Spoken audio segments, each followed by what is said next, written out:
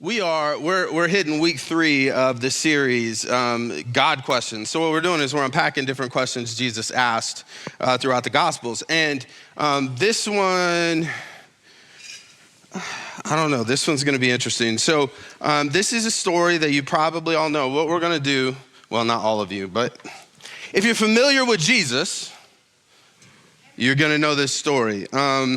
This is what we're gonna do. We're gonna unpack. We're going to read the story, then we're going to jump forward because he asked a question that I think is pretty important. So we're going to be in Matthew chapter 8. We're going to start in verse 23 for now. And we'll go to verse 27. Then Jesus got into the boat and started across the lake with his disciples.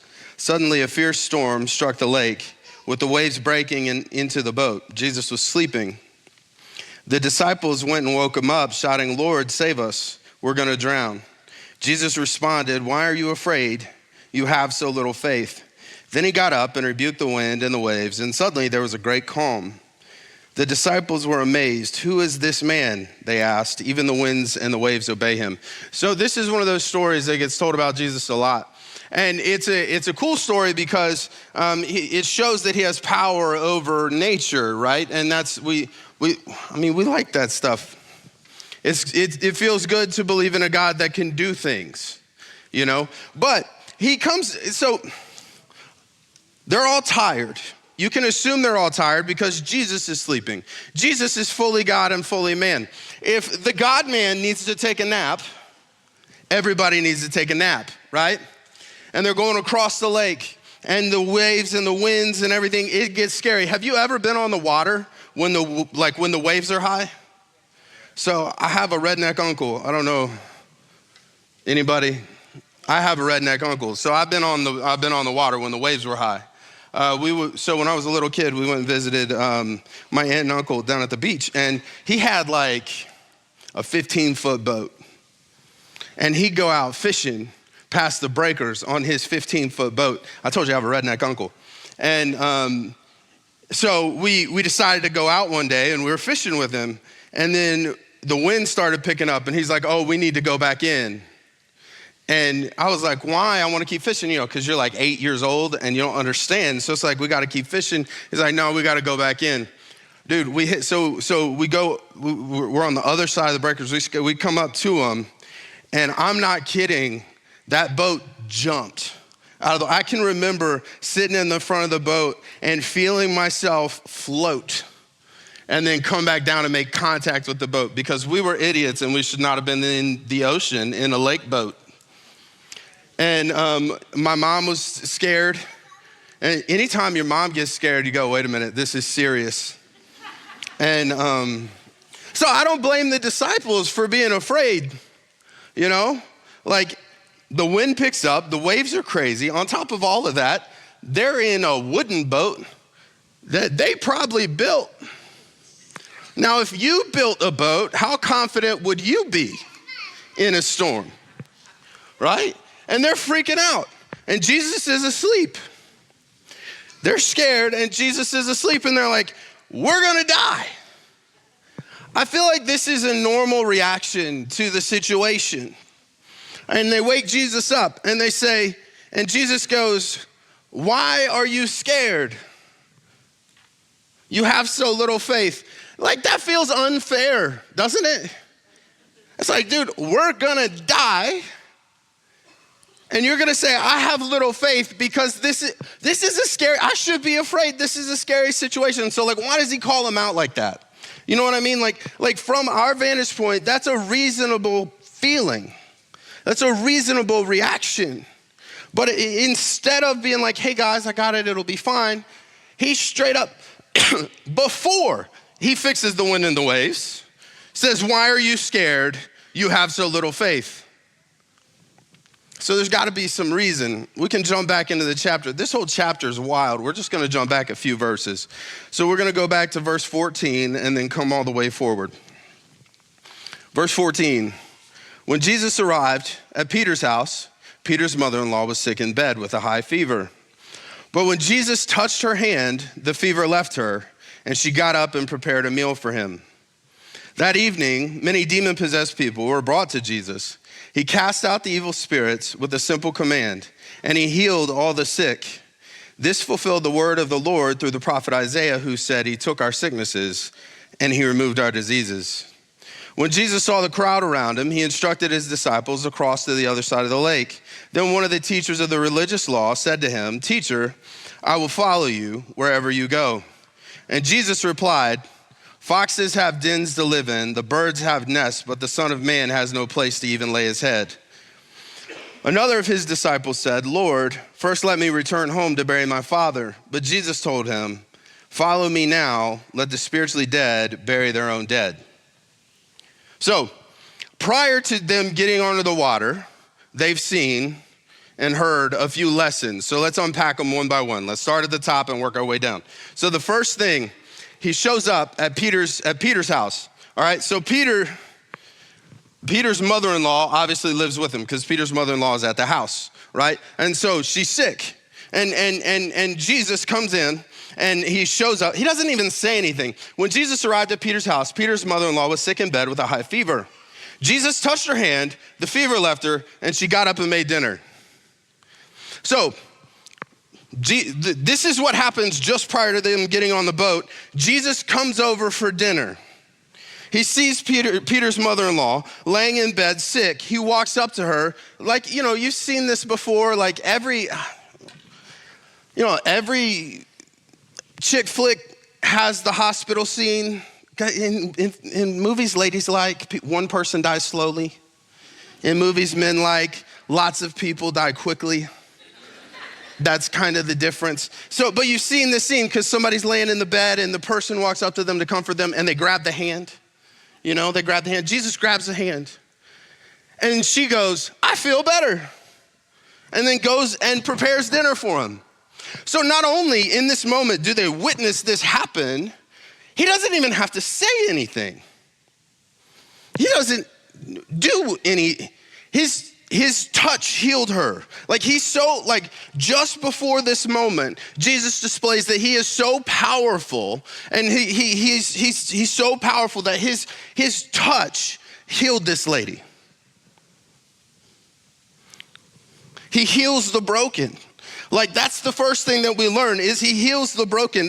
This is all the way through. Just prior to this, oh man, let me not get it wrong. So let me, if I can get the little pages to come apart. Just prior to this, he heals the centurion, the centurion's servant. He heals a man with leprosy just prior to this, and he's just got done with the Sermon on the Mount. So he's a great teacher, and he's healing people like crazy. And then he shows up at Peter's house and touches a lady, and she's healed. He heals the broken. Look, I understand that when we say this today, there's distance between us and this idea, right? Because most of you probably haven't been sitting in the room when somebody who was sick just popped up and was like, "You want pizza?" You probably haven't been there for that. But he still heals the broken. The greatest thing that God can do is heal your soul. That's the thing that's eternal. Your body dies and passes away. Your body goes off, it gets eaten by the worms. It's the circle of life. But your soul is eternal, and he still heals the broken. He heals us from our sin. He still does these things, and he displays this. He displays his spiritual power by putting on a show of his physical power. That's the whole point of the miracle, is to show that he has the ability to do these spiritual things, the things that matter the most. Because listen, just unpack this for a second. I know that it sounds weak for me to say him saving your soul is a bigger miracle than him healing the thing that's broken in your life. I know that if you have something, if you have an ailment or you have a thing that you want healing from, that sounds unfair. I get it, right? Because I've wanted to see those things. I've prayed for those things. I've wanted those things for myself. I showed up today. I got a gout flare on my big toe. I'd rather not be preaching and standing because my toe feels like it's going to explode. And I prayed my toe would feel better. It don't feel better. It would be really nice if God just fixed that. And that's a little one. I ain't gonna die. I just need to stop eating bacon. And that's just a little one. Like, I know that it sounds like a cop-out, but it's just not. We value the wrong things. If you could know, think of your children, think of someone closest to you. If you could know that their soul would be secure for eternity, that they would have something better after this, that after this is all over, it doesn't just go to black or it doesn't go orange into flames. If you could know that they would be secure for eternity, but they'd have to walk around with an ailment, would you not pick the ailment and the eternal security? Like he heals the broken. And so the disciples see this, and this is happening just before they get on the boat. So it's like, okay, that's crazy. The next thing, that evening, many demon-possessed people were brought to Jesus. He cast out the evil spirits with a simple command, and he healed all the sick. He heals the broken, and he sets the captive free.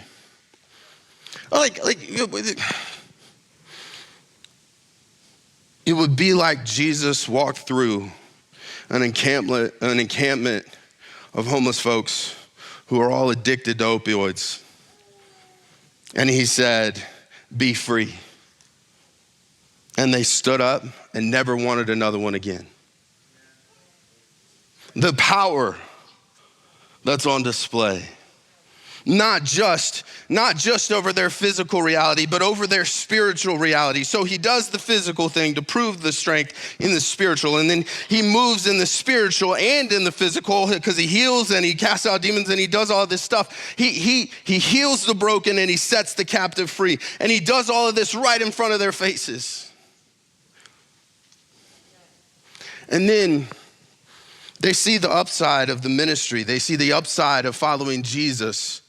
And then he has these two awkward encounters on the way to the boat. People start gathering all around them. And Jesus says, get the boat ready. And as he's trying to walk to the boat, one of the teachers of the law comes up to him and says, teacher, I'll follow you wherever you go. And he says, foxes have dens and birds have nests, but the Son of Man has nowhere to lay his head. So he looks at, this is an awkward encounter because this is what's happening. This teacher of the law, this would be a helpful person to have on your team. You know what I'm saying? Like if you're trying to build like a dynamite team in this day and age, you want the teachers of the law to be on your side. So like what they would have expected Jesus to say is like, that's awesome. Come on, get on the boat. And he turns back to the guy and he says, foxes have dens and birds have nests, but I have nowhere to lay my head. Actually, he says the Son of Man has nowhere to lay his head. So it's kind of a double whammy because he looks at this teacher of the law who would believe that the Son of Man is the Messiah who acts on behalf of God for the nation. So he calls himself the Messiah to this teacher of the law who probably doesn't think he's the Messiah. And he also says, you think this is all going to be easy, but I have nowhere to stay. And a lot of times when it comes to like the Christian faith, when it comes to the walk, like we see all the good things, like because that actually like we see the good things about it. Like if you dude, the strength that I've seen people put on display who love Jesus and go through immense tragedy, that's inspiring.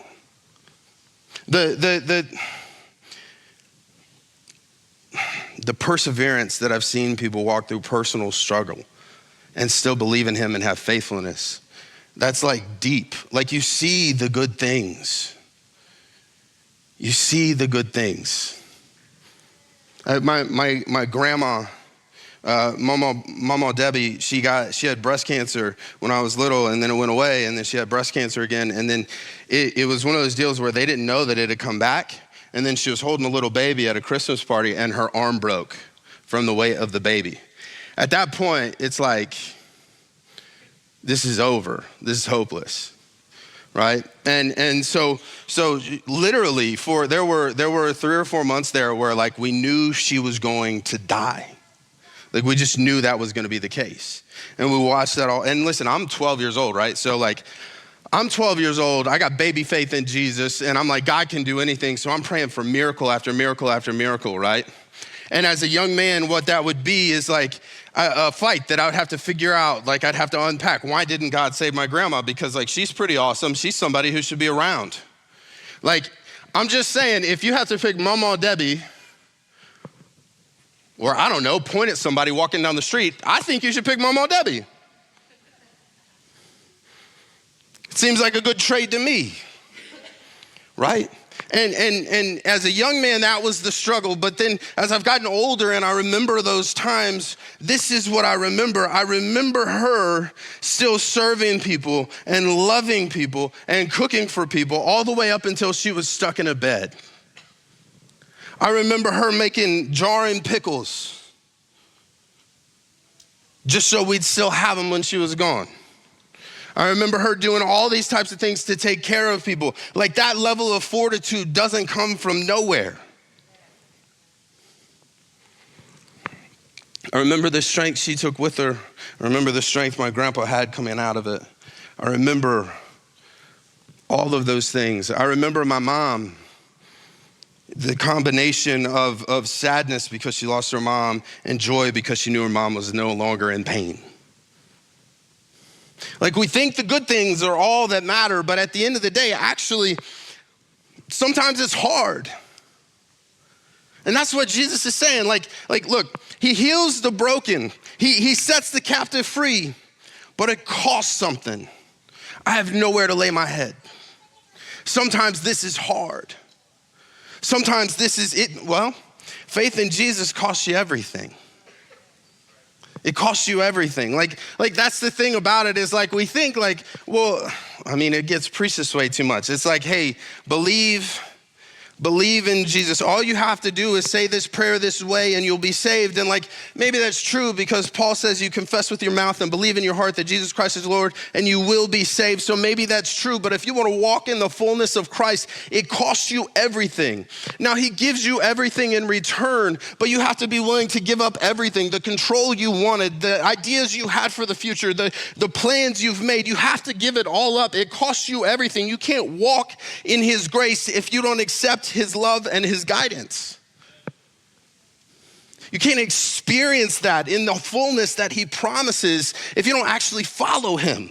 And there's so many people who are Christians, they call themselves Christians, but they don't. You know, they just want it to be this simple game of give and take, like this easy reciprocity. So like, Jesus, I'll give you this if you give me that. It's like they're trading properties, playing Monopoly. It's like, listen, I'll give you 2 railroads if you give me Park Place or whatever it is, Boardwalk. I'll give you 4 railroads for a boardwalk. You get that escalating rent. And like we play this game with Jesus and Jesus like, give me everything and I'll show you life worth living. Follow me. There may be days where you don't have a place to lay your head. But for eternity, you'll live in the fullness of the presence of God. He sets the captive free. He heals the broken, but it's costly. Well, and it's not what I planned. This next interaction is a rough one, but I got to give you some context. So they're walking to the boat. They're trying to get on the boat. Another one of the disciples comes up and goes, Jesus, I will follow you, but first let me go bury my dad. And Jesus says, follow me now and let the spiritually dead bury their own dead. And you hear that and you go, whoa, that's rough. That's tough, but this is actually what the scholars believe is happening. He's saying, Jesus, I will follow you once my father dies. I'll be ready to follow you when my plans have been carried out. I'll follow you when it makes the most sense. I'll follow you when it's the most convenient. Like that's what he's saying. Hey, like my dad is at home. He's a little bit older. So if you just let me go hang out with him until he dies, I'll come and be your disciple. And Jesus says, let the spiritually dead bury their own dead. In other words, if you don't follow me now, if you don't exhibit the faith now, he will not have the faith to follow me before he dies. You can follow me now and fix everything. You can change your plans and fix everything. Or you can do it the way you think you wanted to do it, the way you think you're supposed to do it, and it won't fix anything.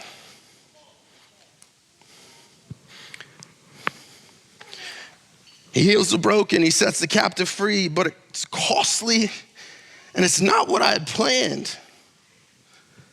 It's not the way it was supposed to go. Like we make plans. We make plans. We chart the course of our lives, and God's got to be sitting in heaven just like laughing. Because how often, like if you actually try to follow Jesus and you actually try to listen to his guidance in your life, how often do you get it wrong? Like how often do you just mess it up? When I was, when I was 16, I had my whole life planned out. And by the time I was 19, I was lost and broken. Right?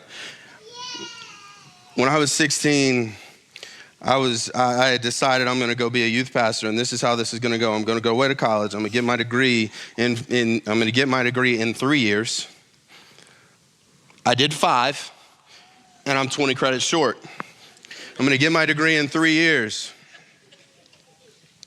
Once I get out, I'm going to get married.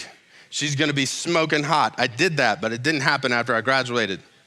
And I was 26. I thought I was going to be 22. I had it all planned out. I'm going to go be a youth pastor. I'm going to grow a huge youth group. And then when I'm 35, because once you get to a certain age and you're a youth pastor, you don't relate anymore.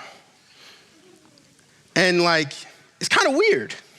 You know what I mean? Like having gray hair and then trying to say whatever the slang is now. I don't even know it. So when I'm 35, I'm gonna go be a pastor, and then I'm gonna grow a big church, and it's gonna be this thing, and I'm gonna have these kids running around. I'm gonna do 3 kids. Well, I got 3 kids. But 16, that was the plan. 18 went to school. 19 came home, looked at my dad and said, I'm never going back. I had a plan, and it was broken. I thought it would be this perfect thing, and I got there, and I found out a few things. Number 1, I hate school. Number 2, not a fan of ministry students. I didn't like any of my peers. I don't know. And number 3, I realized I liked beer, so I stayed home. And it was a dumb choice. I made my plans, and God looked at me and he was like, you idiot, your arrogance is gonna lead to your fall.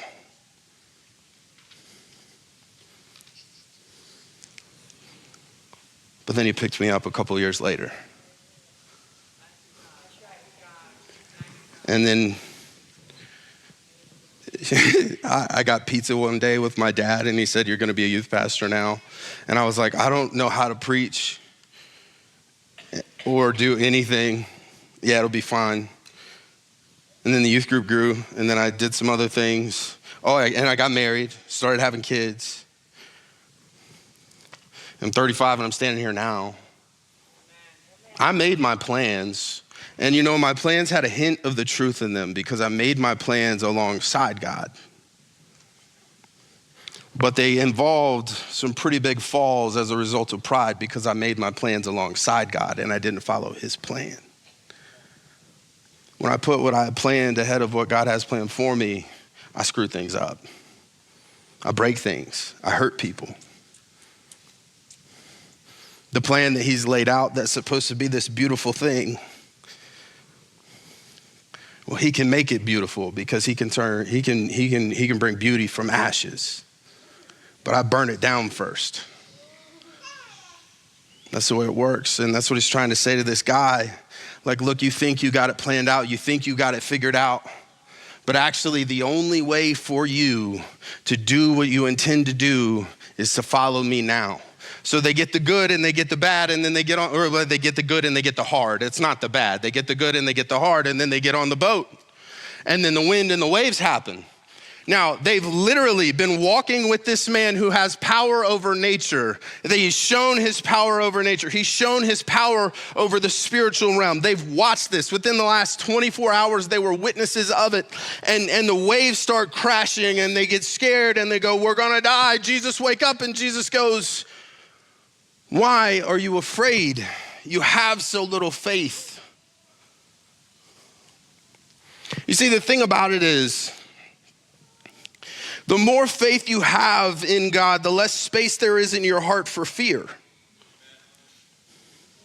The less space there is in your heart for fear. Like if they knew, if they understood how much Jesus loved them after seeing those displays of power, if they understood that he was gonna go to the cross, and listen, you gotta understand this.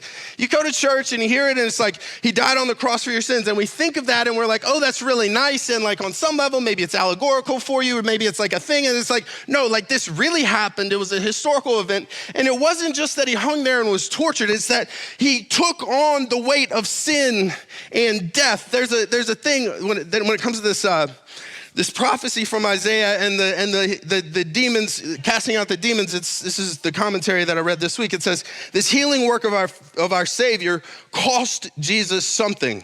It wasn't as if he had a magic bag of healing power that he drew from and cast about to the needy. It came at the cost of his own agony. If his word and touch brought instant deliverance to men, it was because in a great mystery of grace, he suffered in order to save. He did all of this work and he was exhausted and fell asleep. His human body couldn't handle it.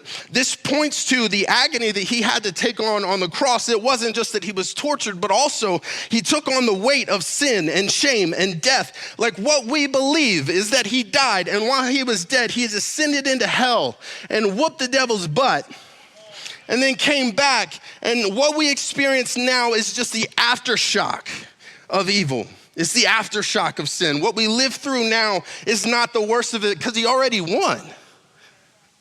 And he's coming back one day to finish it all. That's what we believe. So in that process, it's not just that he hung on the cross. It's not just that he was tortured. It's not just that he was literally beaten into within an inch of his life. It's not that they flogged him so much that they were ripping chunks of ribs out. It's not just that they stabbed him in the side and water gushed out, meaning he went through congestive heart failure. And it's not any of those things. It's not just any of those things. It's also that every moment of sin and shame and the weight and the darkness that you've walked through, he carried it for you. It's that there's nothing that you can go through that he doesn't understand because he bore that weight. If they understood that, they would have sat quietly on the boat and said, when it's time for him to get up, he'll get up. If he'd do that for me, he's not gonna let me die here. And if he does let me die here, then I was supposed to. There would be no fear. There would be only faith that where he was going was the right way, the right place. What he was doing was the thing to be doing at that time. I have a 6-year-old, and every kid is afraid of the dark at some point, right? Because the dark, there's a lot of unknowns in the dark. You can't see, you don't know. There might be a monster around the corner, right? You don't know, you're afraid of the dark. And so she's developed this fear of the dark. And when she came to me one time and she's like, Daddy, I'm just scared. It was before bedtime. Because when it's in the middle of the night, I'm a lot less gracious. I'm like, go to bed. It was before bedtime. She said, Daddy, I'm scared. I'm scared of the dark. I don't want to wake up in the middle of the night and it's dark and you're not here. And I just looked at her. I said, baby, come here. Some of y'all are going to be mad at me for this, but it's fine. I said, baby, you see that box right there? I said, yeah. In that box is a gun.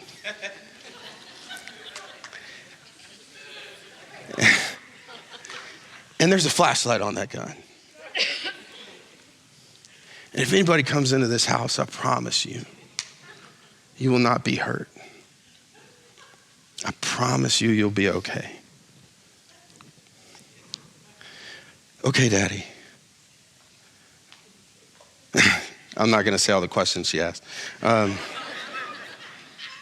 Okay, Daddy. Okay.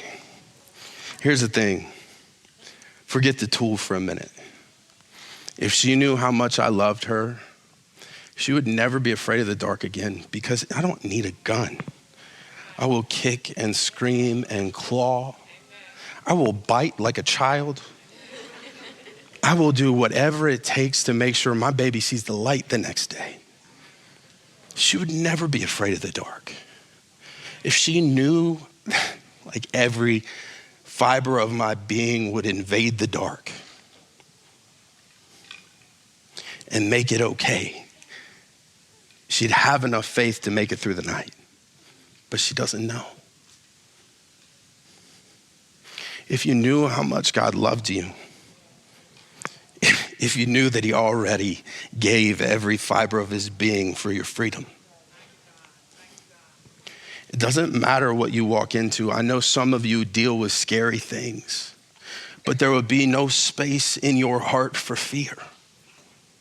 And so the question Jesus asked is an important question. Why are you afraid?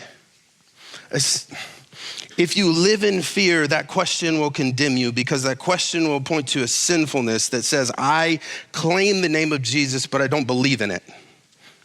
If you living in fear is sinful, having fear is not. Fear is a reaction, but if you let the fear drive you, ultimately the fear is your God, because it overwhelms your belief in a supernatural God who created everything. So it's important. Why are you afraid? It's an important question, because you need to find out why you're afraid. And then you need to give that to him. And let him take up that space in your heart where that fear lives. Every time you experience fear, that's not a signal to run.